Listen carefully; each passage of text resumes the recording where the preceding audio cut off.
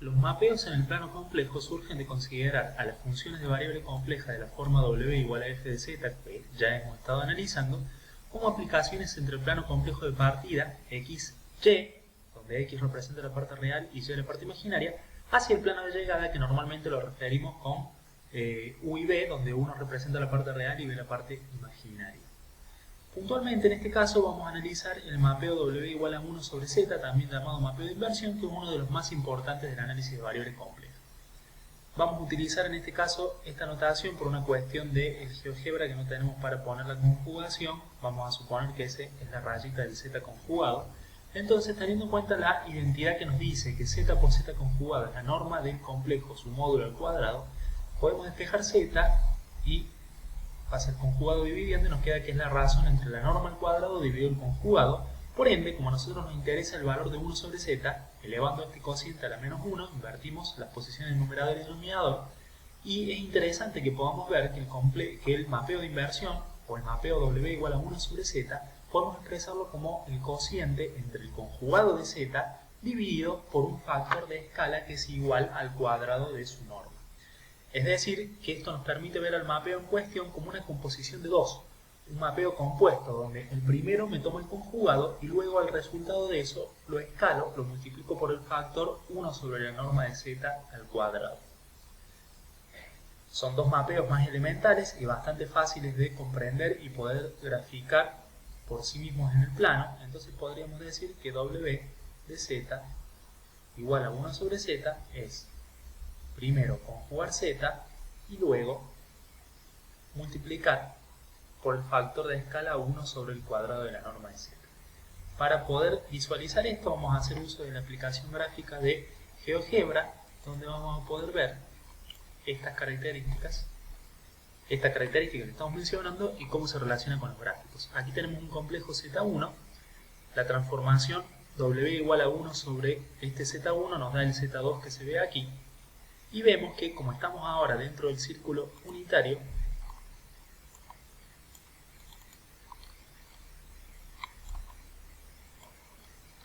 ahí dentro del círculo unitario podemos ver cómo a medida que me muevo por el círculo unitario voy a tener, ahí coincidimos en 1 más 0i. Entonces si Z1, la expresión en este caso recuerden que es w es igual a 1 sobre Z1, lo que está haciendo el script de GeoGebra.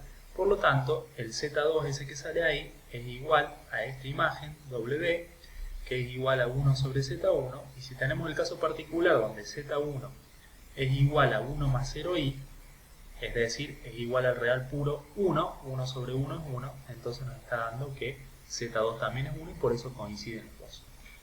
Ahora, cuando yo me muevo a lo largo del círculo unitario, como veíamos recién,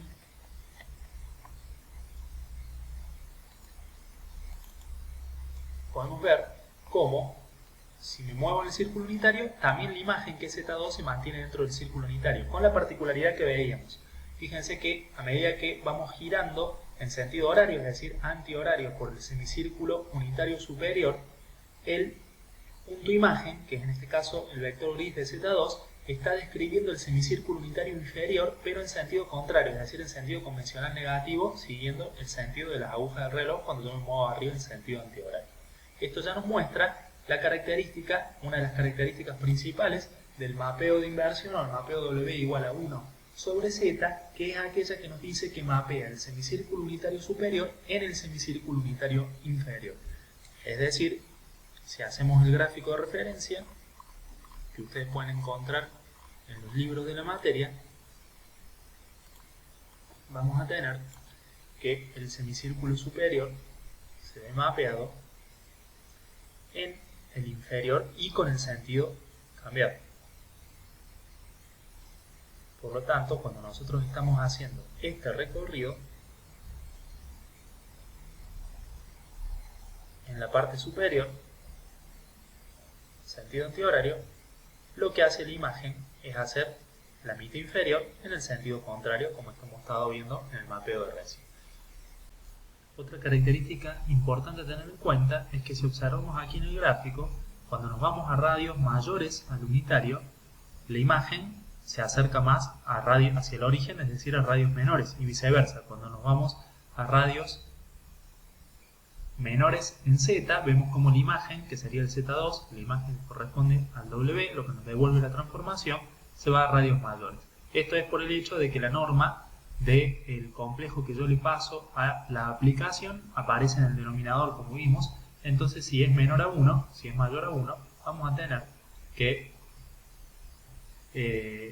la norma de la imagen es menor a 1. Si es igual a 1, coinciden, por eso están los dos en el círculo unitario, como ya hemos visto. Y si es menor a 1, entonces un número menor a 1 elevado al cuadrado va a ser todavía menor a 1, y el inverso de eso, o 1 sobre ese valor, va a ser un número más grande. Por eso, todo lo que esté en líneas generales, como podemos concluir que todo lo que esté dentro del círculo unitario va a tener la particularidad de mapearse hacia afuera del plano, en el plano de llegada, a mapearse por fuera del círculo unitario, y viceversa. Cuando estamos sobre el círculo unitario, coinciden ambos, como ya habíamos visto.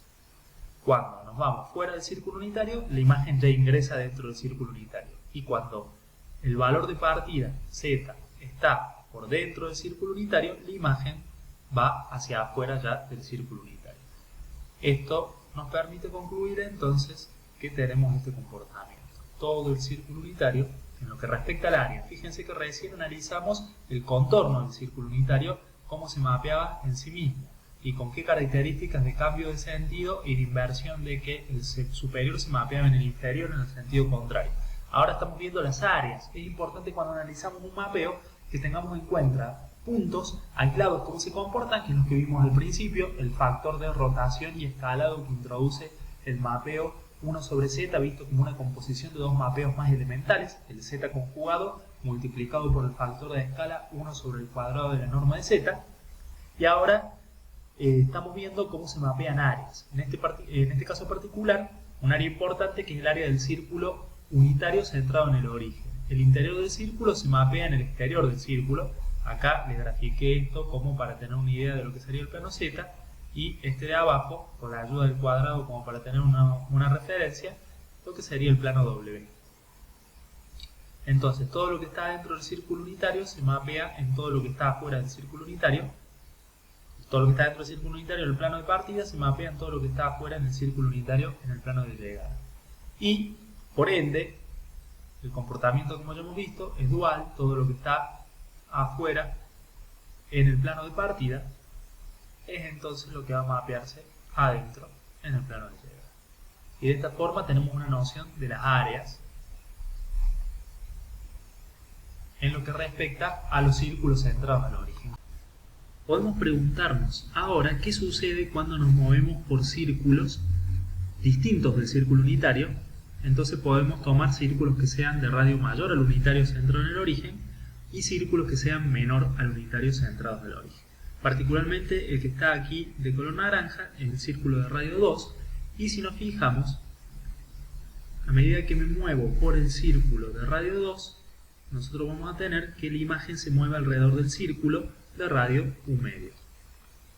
Aquí podemos ver el 0,5.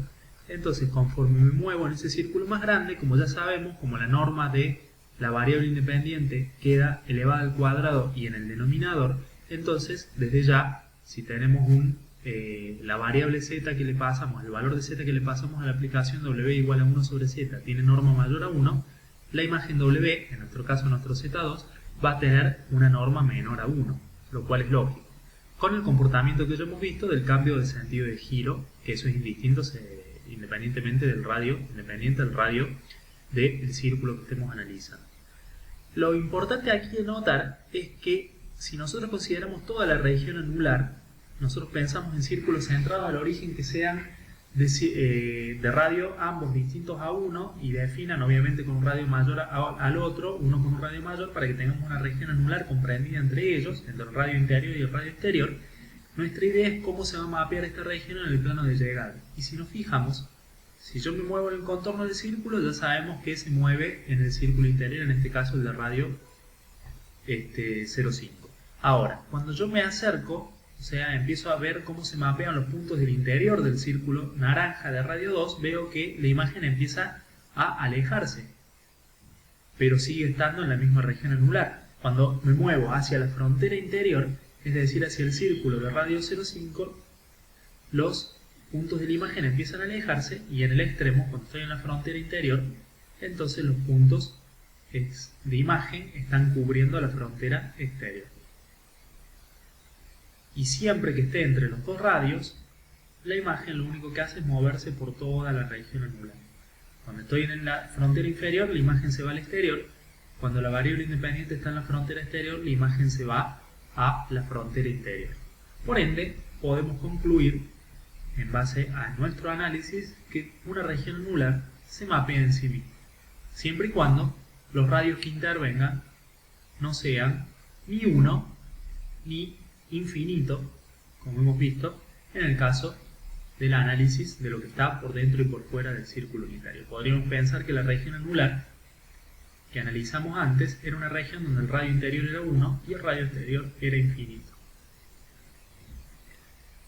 Este es el comportamiento entonces que tiene la aplicación o mapeo 1 sobre z para círculos centrados en sectores, anillos circulares centrados en el origen, comprendidos por círculos de radio distinto al unitario.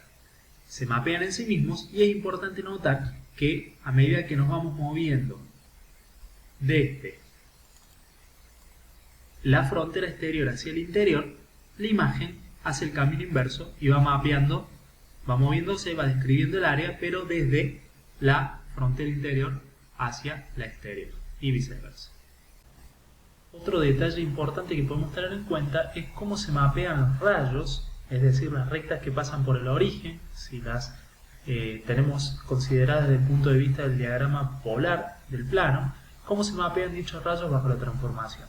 Como sabemos que se produce esta composición que hemos dicho de conjugar y afectar por la norma, puntualmente cuando conjugamos, lo que estamos haciendo respecto del punto de vista del argumento, cuando hacemos la parte de z conjugado, nosotros recordemos que sería el conjugado de el módulo R o la norma R por E a la j θ, el complejo en su forma polar exponencial, y si conjugamos eso, sabemos que el módulo por definición es un real, entonces el conjugado solamente va a afectar al argumento.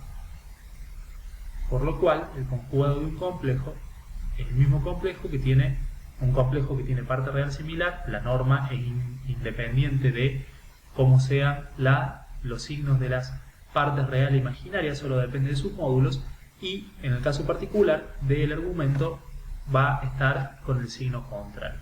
Eso nos lleva a que si nosotros nos movemos, nos deslizamos por una recta que pasa por el origen, como la que aquí tenemos, vamos a tener que yo acá estoy moviéndome por las rectas, tracé las rectas 2x igual a x igual a 2x y las opuestas menos x y menos 2x para visualizar el efecto. Acá me estoy moviendo por la recta y igual a 2x igual a x, perdón, y a medida que avanzo por la recta vemos como la imagen, que es z2 acá abajo, cuando vuelvo por la recta, por el rayo, dirigiéndome hacia el origen, entonces se empieza a alejar.